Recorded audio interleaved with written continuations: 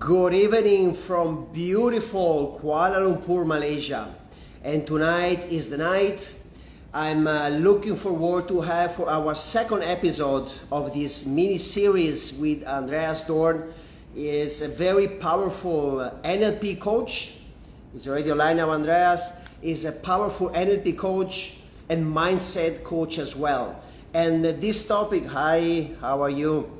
This topic is so important, and I'm really spending my time on studying it and understanding how to acknowledge the concept of self, or well said, identity, because it is the foundation of a true transformation in life. Because once we truly understand where our belief system comes from and how we can reshape, redefine our belief system, consequently our limiting beliefs, we can truly live a life without discomfort, without suffering. But without further ado, let me accept the invitation from our superstar. Hello. I have How are you? to move my camera a little bit. I'm too close to it. Okay, oops. I think I'm okay. Hold on. Let me get close again and further away. It's like shifting in the world to arrange everything around us. The quality is really good. Audio and camera, fantastic. Thank you. You too. Always handsome. Dear Andreas, I'm welcoming few people coming online. I'm very happy, really. This is the second episode of the first interview where, you really been sharing a lot of wisdom, and I'm grateful for that because the feedback were really, really good. So I'm excited now for the second stage of our interview where you're going to share with us a bit more, deep wisdom in terms of understanding better who we are and how we can reshape ourselves and our identity. Yes, let's go. Do it. And welcome everybody who's already here. There are 3 people already here. You most likely know who's here. So welcome, welcome, welcome. Thanks for joining, and put your questions into the chat box. I can have a good conversation. If it's important to you, it will be important to us to answer it as well. Thank you, Andreas, for that. Question number 1, Oi. Andreas. How many questions do we have? Well, little bit, not that much, but very deep. Okay, the All first right, one is, let's do it. Let's roll. the first one is, how can NLP help us identify or dismantle the subconscious beliefs that are holding us back from achieving our true potential? Wow. Okay. Couple of things. You mentioned beliefs. Last week we spoke about values as well, I think, and beyond beliefs, you also mentioned earlier that you would like to talk about identity as well, because all of this is very linked together. Now I'm going to talk about a very beautiful model coming from one of my CFOs, Robert Dilts, and it's called neurological levels of alignment. It's how we are structuring our thoughts, our life. So I have to play it out a little bit in describing that different model and how it goes overall. So at the highest level is kind of our identity. The identity is basically, and roughly speaking, and please add on or ask questions around, is who we are as a person and who we think we are overall. And who we think we are as a person, of course, determines as well, of course, our values. What is important to us? The different values, of course. For example, you are running your master man group. So who are you as a man? Or who are you as a leader or a coach in this group overall?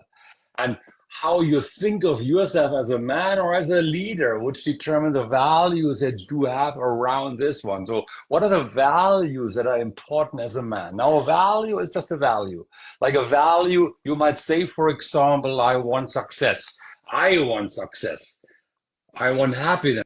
You want happiness. These high-level concepts. Now, your success, my success might look very, very different, of course. And here's where the concept of beliefs come in, because beliefs will then be the glue that puts it down into our behaviors ultimately. But before I get to behaviors, ultimately, of course, after our identity, we got the values and beliefs right now. And however I think about myself, I look for the capabilities, knowledge, skills to acquire. As a man, when you grow up, you most likely have certain skills, knowledge acquired within yourself. As a coach, you acquire, if you want to become a coach, a great coach, you look for certain, you have certain beliefs within yourself about how the world functions. And you look for certain capabilities, skills, training, ability to link up with people, communicate. Now, the capabilities we have, of course, will also link down to the behaviors we do have.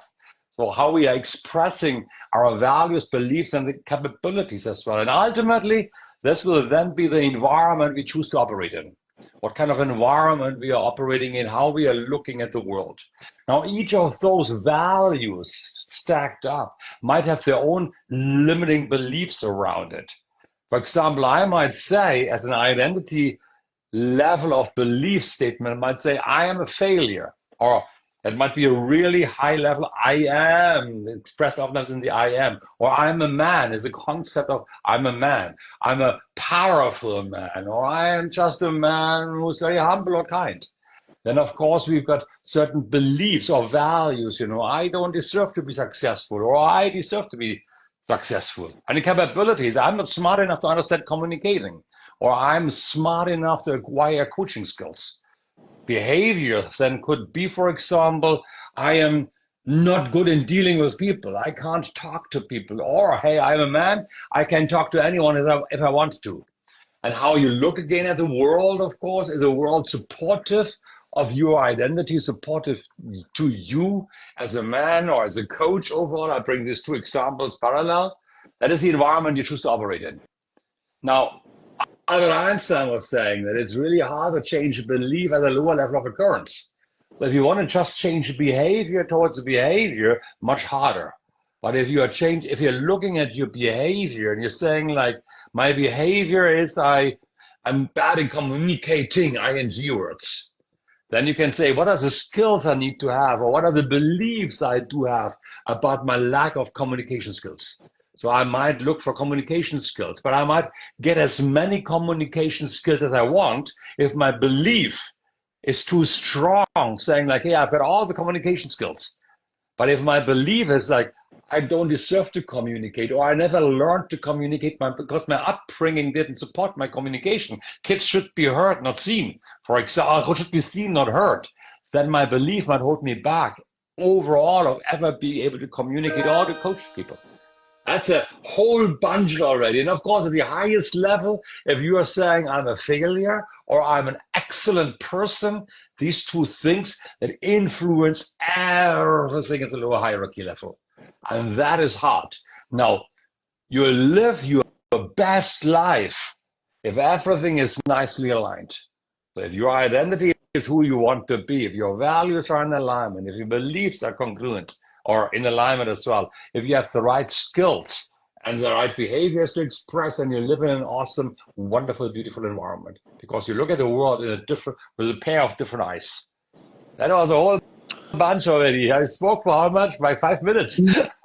No, Andreas, it's so fascinating. So can you boil down in 30 seconds like the belief system that you can, as long as you're not able to reframe your belief system, you can try to study, you can try to change externally things, but as long as your belief system is not solid, you won't change nothing. Do you mind to re-express this concept in 15 seconds, 20 seconds, just to boil it down a bit?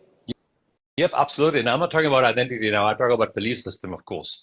Like when you identify, for example, your value first, go to the same level, of course, A value is what is important to you. A value is maybe good relationships.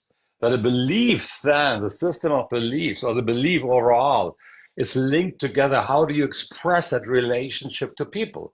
Like, for example, as a child, have you been encouraged to meet people, to talk to people, or were you separated from the group saying like, don't go there because they're bad kids or good kids or whatever it is. Don't talk to those because they're different from you, blah, blah, blah, whatever it is. That is a belief system.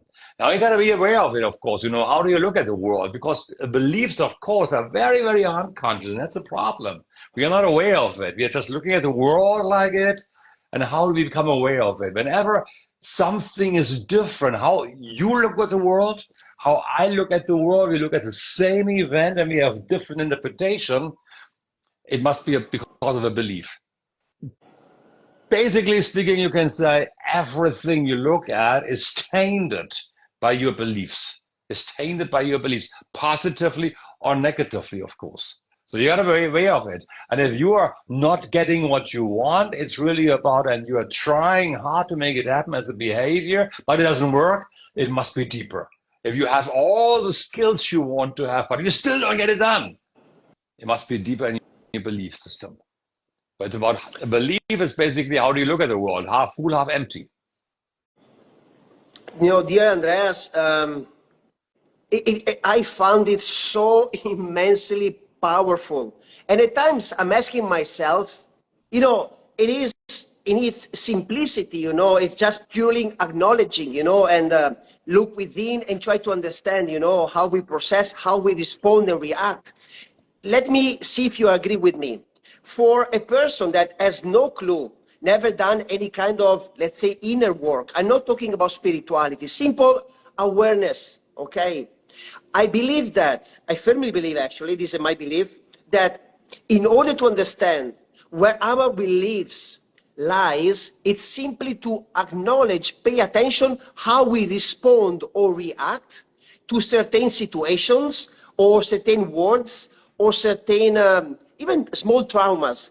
And right there, we just can understand immediately why and asking ourselves, is that correct?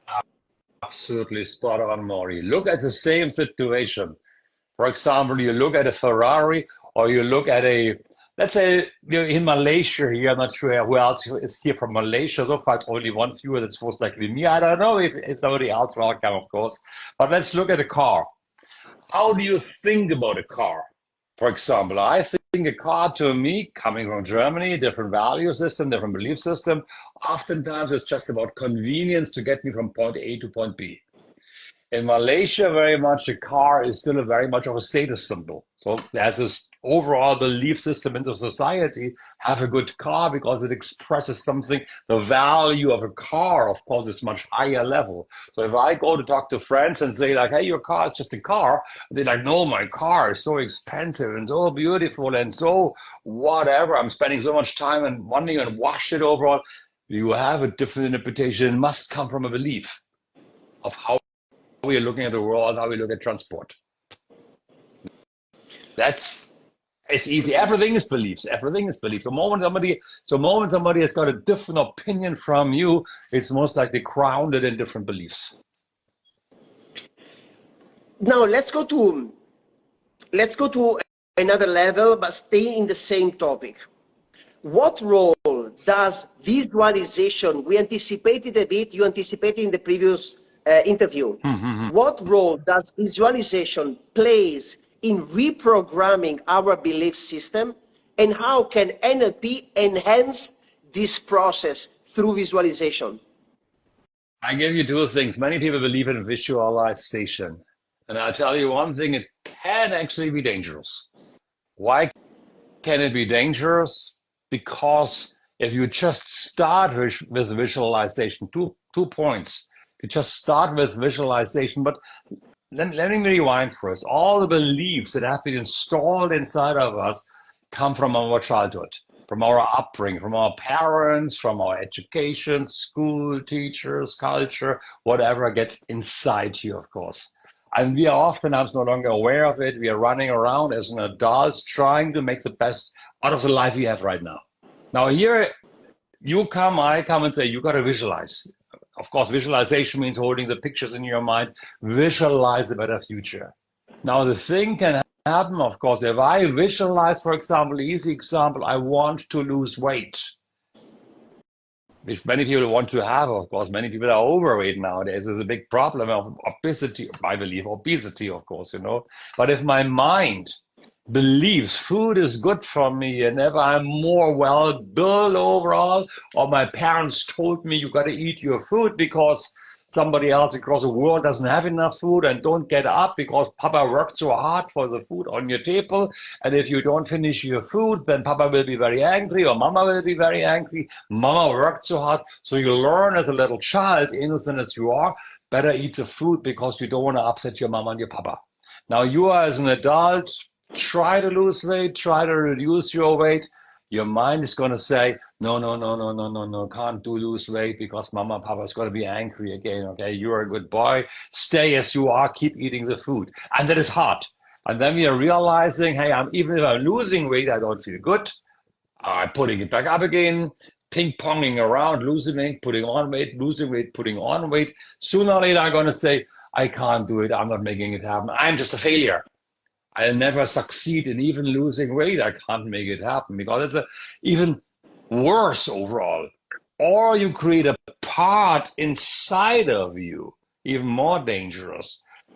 Parts. We have many parts inside of us. A part of a father, the part of a coach, a part inside of us as a trainer, our own inner self-talk. All of those are little parts, are supportive parts or not. Now, if you are visualizing and you haven't cleaned up your own limiting beliefs or haven't created awareness about who you are as a person, then you might create a part, I want to lose weight. That's one good part. And the other one is instantly saying, no, you don't lose weight. And you got a ping-ponging of different parts inside of you. And that can cause an inner conflict, it's not multiple personalities, of course, but it's an inner conflict. And then we are saying again, hey, which part is stronger? And we're fighting, and it's like getting distorted, and the belief might come up, it's not for me once again. So that's the problem of visualization. Visualization means you got to do the work. It's not just about sitting there and visualizing beautiful outcomes. It might work, of course, but it takes time. But if it doesn't, it takes time. And you gotta look inside when stuff comes up inside of you. The feeling like, not for me, or I feel bad, or the self-talk, why you wanna lose weight, it's so good to lose weight, for example. Then it's work to be done within yourself. You gotta figure it out, where is it coming from? What is the intention of that one? Oh, Andreas, I follow you up, and because the visualization itself is extremely powerful. So if you know how to harness it, it can be beneficial. If it's not, as you said, it can be actually go against you. Stay in the same line. How can understanding and altering our internal dialogue through NLP lead to profound change, and how we can perceive ourselves? So how can we use NLP to harness our inner talk? Wow. Okay. First of all, it is not NLP, but it's about acknowledging. As easy as that. Okay. Acknowledging that there's stuff inside of you that you need to work on. And then whatever it takes, be it NLP, be it hypnosis, be it mindfulness, be it yoga, try to work on the stuff inside of you. Be it in an awesome group that you are running more, where people talk and communicate, because it's about gaining the awareness in the first place, having a group alone where you can chit chat and realize these differences. So if I were to join your group, for example, and I realize, hey, there's somebody like Maury who doesn't believe it, I could start thinking like, how is Maury looking at the world? How is he looking? How is he interacting with the world? What is he doing differently? And then I might reach out to you and say, like, can you help me? What is the difference between you and me? That's where NLP also comes in. NLP is a difference that makes a difference. So explore basically, how do people make a difference? And learning from others around you. You don't need NLP for that. But however, of course, NLP is possibly accelerating the process that you become much more aware of it, how your external world works, and realizing that the external world that you are in is just a mirror reflection of who you are inside of you. And if you don't get what you want, if the world outside is dark and gloomy and negative, it's more a reflection of you inside. And then you got to do the work, of course, recognizing beliefs. How do you represent beliefs inside your mind? What do you make the changes? It's a much more advanced version already, of course. But what are the changes you need to make within yourself? And it can be the hard work to really ask your hard questions to yourself, challenging yourself. That's the point, Andreas. That's the real point.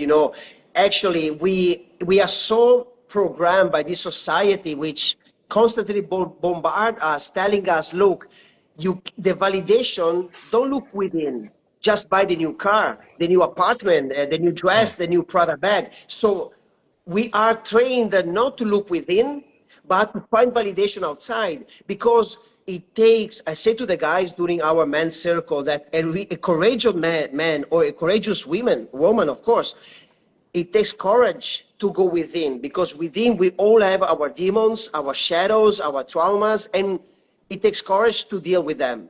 But once we find that courage, is there where the reality, as so-called reality around us changes. But the point is, how can we support people to understand this? Because I found at times challenging to deliver this message, because people try most likely to numb themselves, finish the work, and then they sit on the sofa and they scroll, watching other people creating the life that they are desiring it, because they're so tired that they don't want to go within. So how can we craft a message so efficient and so powerful that really we can support people of embracing a transformation from within?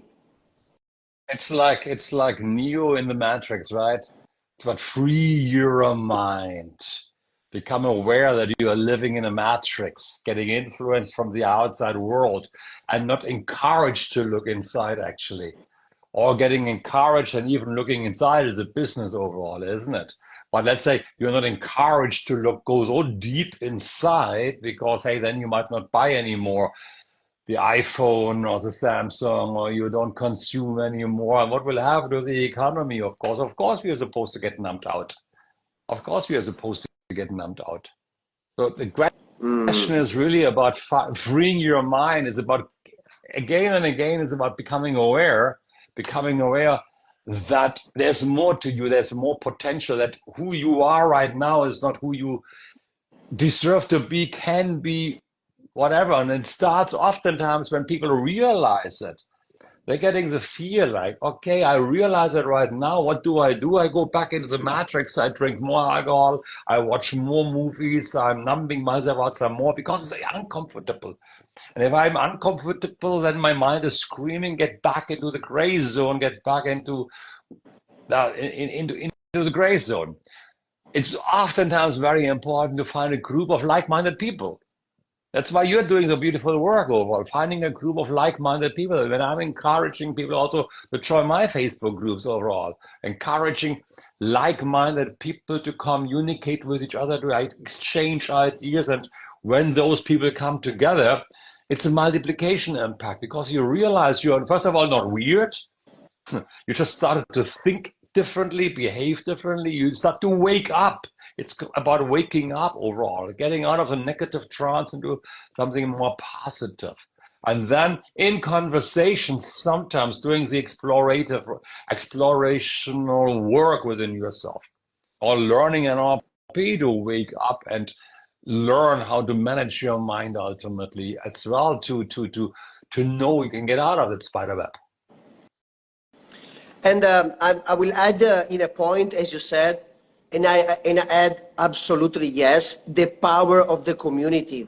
It's so interesting, Andreas, because as we are both foreigner living in Malaysia, but I guess you as well, I have a big network all around the world. And I can see clearly since the end of last year, these many people working on co-creating communities, could be business related, fitness related, mindset related, men's circle, women's circles, NLP. So I can perceive very strongly that there is this will now of human beings to go back to the power of a community, because as you just mentioned, people feel so lonely in this journey where we all are bombarded to high KPIs, always perform the best, look beautiful, always trying to show off something.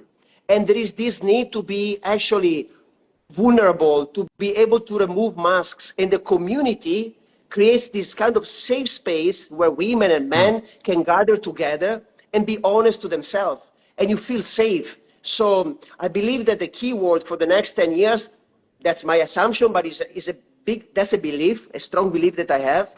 Community is the answer for everything. I totally believe as well. I'm with you totally on this one because it's like the world goes into two different directions. One is going up to higher levels, possibly spirituality. I don't want to go there today, right now overall, but the other one is also trying to get back what feels familiar, how the world was before, because we're living in a very chaotic world, be it technological improvement like AI, or be the wars that happen around us and people long for stability, for safety, for security, how things were 10 years, 15 years, 20 years ago. Now to move on, I like very much what, I don't know who that is, ASMR 2984 says, the risk of not looking within is we might chase something we actually don't want or don't need. The problem might even be that if we go inside, we might say like, maybe I just need another handphone, or I just need a better car. I just need something then I will get happy. Because it's really about, you mentioned earlier, self-concept. It's really about understanding that when there's nothing anymore away from material things overall, or when you are at your best, when are you really, really, really at your best, at your happiest overall, without any incentives from the outside world, that's when transformation starts. When you are really at your highest level, you know you live your values, like happiness, for example, or fulfillment, or purposeful, and you're living your values and you're getting into this alignment and you're behaving like you're the most happiest person already. You're behaving like this and you're believing it, that you are not striving for happiness anymore, but you are happiness, you are fulfillment. You have the identity of knowing that you are happy, that you are good with yourself. That's when the real miracles are happening. And nobody is there, I believe, or maybe only 10% of the world population is there. I don't know. But it's a constant striving toward it. And I And found out so here I'm fascinating. sitting And with an iPhone, here I'm sitting with AirPods. ah, no, Talk no about problem, no problem. talk about consumption, right? But I mean, at the end of it, we're using both of Yeah, us an yeah. instrument, which is actually thanks to the technology for that. But anyway, look, I always think this probably, I don't know, in 50 years, either the guys and girls watching us, or maybe we won't be here. But what I always said, let's at least contribute to this beautiful, powerful transformation which is happening. As our ancestors, they gave us the opportunity to live. People has been it's been dying, for the rights, the comfort that we have right now. So at least, I'm not saying to be Gandhi or Prime Minister, but at least our duty is to work in a way that the future generation, they can at least enjoy a better future. So, and to contribute is, as you, Andreas, you chose to be an NLP trainer and support people on managing their mind, domain their mind. I'm doing through men's circles. Other guys and girls do other ways, but I see it's very important that we get clear that we do have to have a purpose which is higher than us. Honor this life, as Andreas, Mauri, Adam, whoever is following us, but then to have a purpose which goes over us. Because when the struggle comes, and you know that you have a purpose which goes over your own life, let's say, is helping others, you keep going. There is no shit, sorry my French, you just keep going. So there is no will, there is no discipline, you're just doing it because you know that it's for the greater good. And it helps you in your own journey as well. So I always say, even to the guys in the men's circle, try to get a purpose which is bigger than yours, than yourself.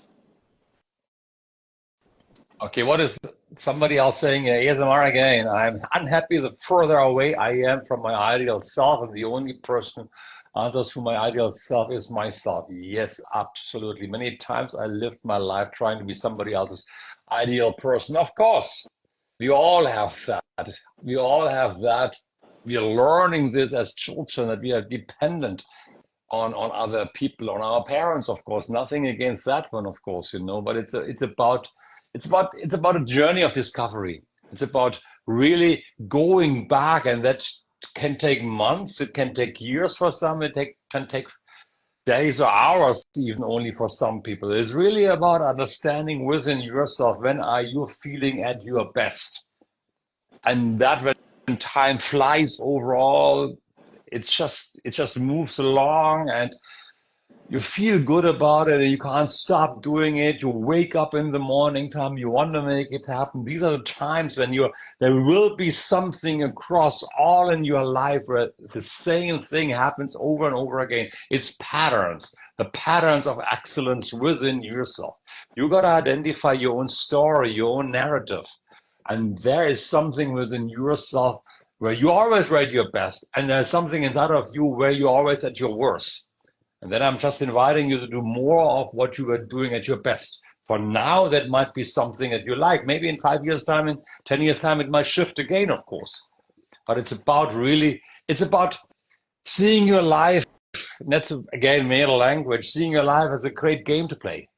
Because it's your life, it's the games you're playing in your head overall. And it's about, you deserve to be happy, you deserve to be fulfilled, you deserve to identify your core values, really identify what's important and make it happen. Try to live them, not just try, just live it. And it's going to be uncomfortable initially, but once you get started, you're going to realize the boundaries. People will be upset with you. They're trying to push you back because you're changing. But it's about continuously moving it, continuously creating new neurology inside your mind, inside your body, and not ever giving up to the signals coming from your mind and your body. And you're saying like, don't do it. It's uncomfortable. It's so much hard work. That's your old you. Go forward and create your new you. That's what is worthwhile doing it, worthwhile fighting for. Wow, worthwhile fighting for. That sounds really like... Beautiful and powerful, beautiful, Andreas. You see, to recap, we suggest today, Andreas, you gave out plenty of really extremely good advice. Whoever is watching right now is going to watch the replay of this interview. Just allow yourself to give it a try and choose something that makes you feel uncomfortable. Could be a simple things like maybe say hello to the neighbor, or could be, if you are a woman, to approach a man that you like, or vice versa. Whatever makes you feel a bit of uncomfortable. Sit alone in a crowded pub. That's the most uncomfortable situation sometimes. Give it a try and let yourself experience and let yourself be surprised that the only limitation that there are is in here. That's it, And once you realize that, then you start to become aware. Say, wait a second. If I was able to manage and get out of my comfort zone, let me repeat the same process. And where the magic happens, you can truly, I'm not trying to selling you nothing. You can truly change your life. True. It's about recognizing your boundaries. Beautifully said, Maury. Just playing around, go into spaces where you are safe, of course, not something where you're unsafe overall, but do something that kind of you think like, wouldn't it be weird to do this? But then really do it. Like I mentioned, okay, when you're saying approach people, but they might be weird, you might get arrested. We don't want anybody to get arrested for whatever harassment or whatever, or get slapped. Oh, we don't want that. But for example, I think it's a good example, always like go into a pub or a mama stall or a restaurant, even if it's crowded on a Friday night, Saturday night, and sit there, have your drink and enjoy the evening time. Do not look at your phone, just look around and let the magic happen. Have your drink, don't get drunk, that's it, of course. But a Tetarik maybe in Malaysia, enjoy the time within yourself and watch people, don't stare them down. Enjoy the environment and really take it all in. Do not get distracted by your phones or by trying to run away and hide behind a screen again, because that's what we are so used to when we're getting uncomfortable, right? Well, that's one big tip, I would say. Dear Andreas, so, well, with those two interviews, We went through the first one about more the analytical mind, so how to manage thoughts and how to regulate and to shape the way we talk to ourselves and others. This one we went to understand how deep are our belief systems and our values, and consequently how we can reshape our reality. I have just a quick question, what is your why behind everything you do? For example, for you, a big chunk of your life is educating, being an educator through NLP. Life showing you how to educate people through NLP. But personally speaking, Andreas Dorn, what is your why? Why you do what you are doing? Wow, it's a good question. Let me tell you a story. Overall, when people come to me, to my training, to my NLP training or for coaching, and they are beaten down, don't know anymore how to go. And I'm not talking about suicidal, but maybe they have anxiety for 20 years, not leaving their home or so, or being frustrated, not reaching their goals, something holding them back, messing up their relationships with their loved ones, something like that. And they're sitting there having tried so many ways of getting things done, talked to many, watched the YouTube videos, tried to do different kind of development trainings, then really ultimately maybe somebody points them to us or to me, coming to me, and I do know, looking in the diamond, in seeing the diamond inside that person and knowing there is something inside that the person will get aware of it. And then I'm really exploring. I'm digging my way. I'm an explorer, digging my way to find the diamond inside that person, giving a person their life back. Basically, when people came to me, and it gives me the thrills when people come to me and say, Andreas, you gave me back my life. That is like when I'm like floating on cloud 7 or cloud 25 or cloud 99 or however you want to identify. And that's my why. That I want to give back to people to live the life they deserve while having fun. Beautiful, beautiful. But then I have another question, a bit more deep. That feeling, if you feel to be vulnerable, you don't need to reply, but that feeling of floating because a person that you've been helping says, Andreas, you changed my life. It comes because the ego says to you, wow, Andreas, you are a good person, or where it comes from the feeling of being floating? It comes from the feeling, yeah, I made it. Without being Okay. arrogance, but it's like the challenges that I feel like, hey, where do I dig in? Where do I need to go? What pathway do I need to go? How do I unhook the problem in that person's mind?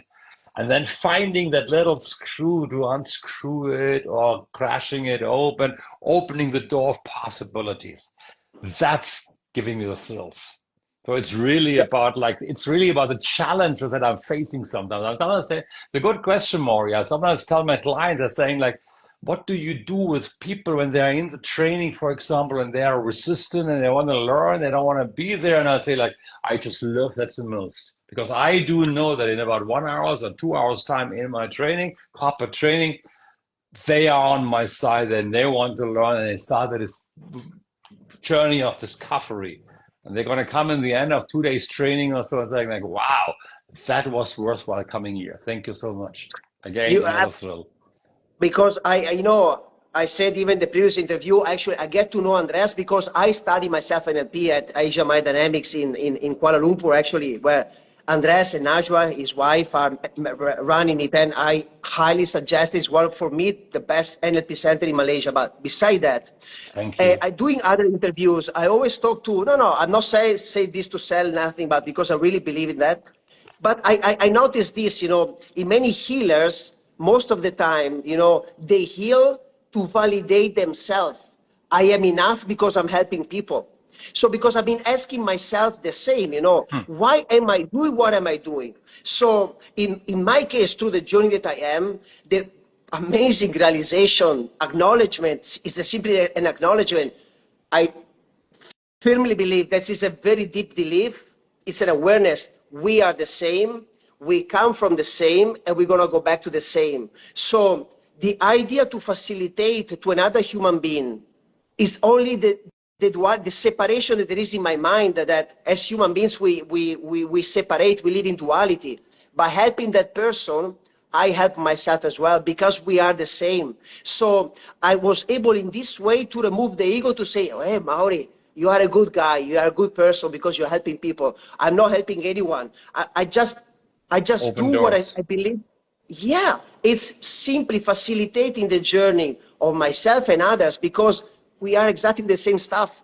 The point Yep. is, we look for separation because as a human beings, we need to be secure. So we label, he's black, she's Asian, he's Muslim, he's Christian, but we are the same thing, you know? So I believe that in my case, to remove the ego, that's the way I'm operating.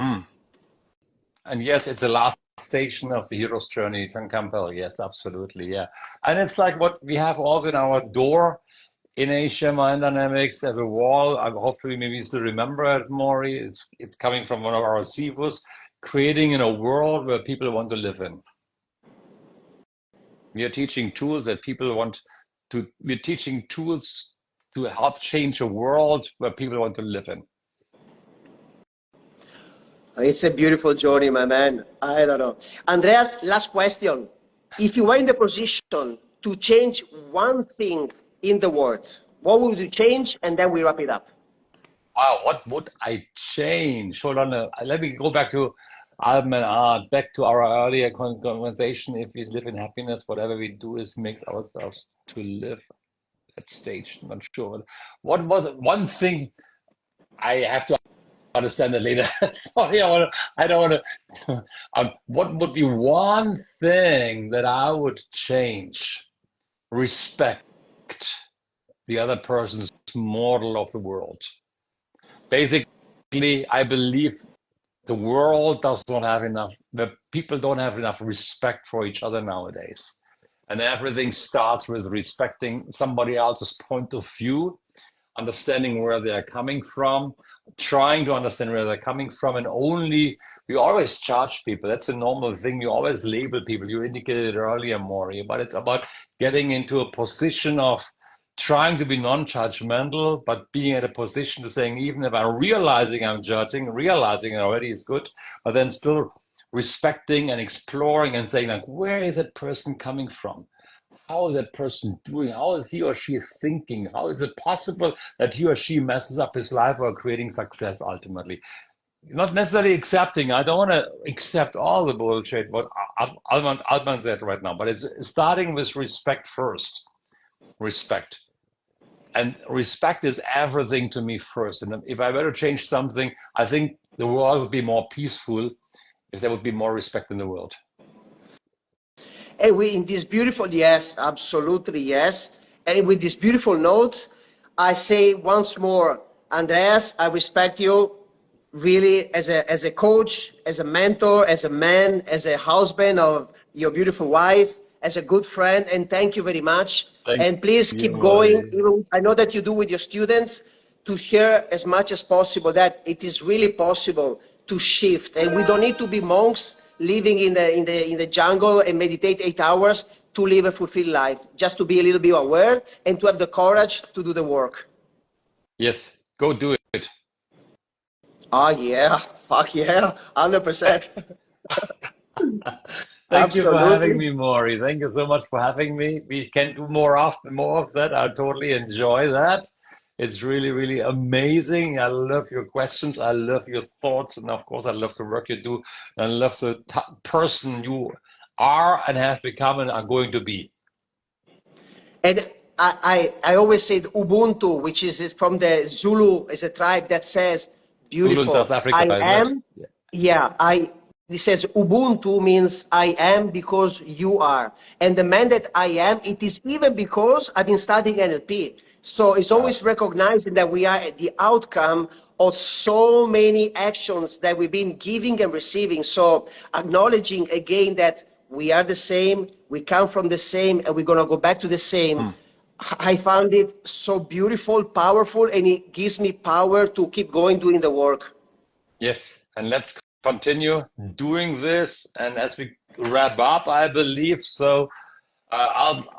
Altman is saying like, thanks for being a shining light. Let's keep shining, all of you. Holistically speaking, care, ASMR, Altman, keep shining more, you keep shining. And I think with that, we can say bye-bye for today, isn't it? You're supposed to wrap it up. Bye. Bye, guys. Auf Wiedersehen. Ciao. See you. Bye-bye. And thank you very much for joining. Jumbalagi. Thank you. Thank you. And bye-bye. If you find value, share the interview with your friends. I do. So that we can have more and more people. We can support more and more people. Thank you very much. Let's do that happen. Make that happen. Bye-bye then. Bye. Ciao. Ciao.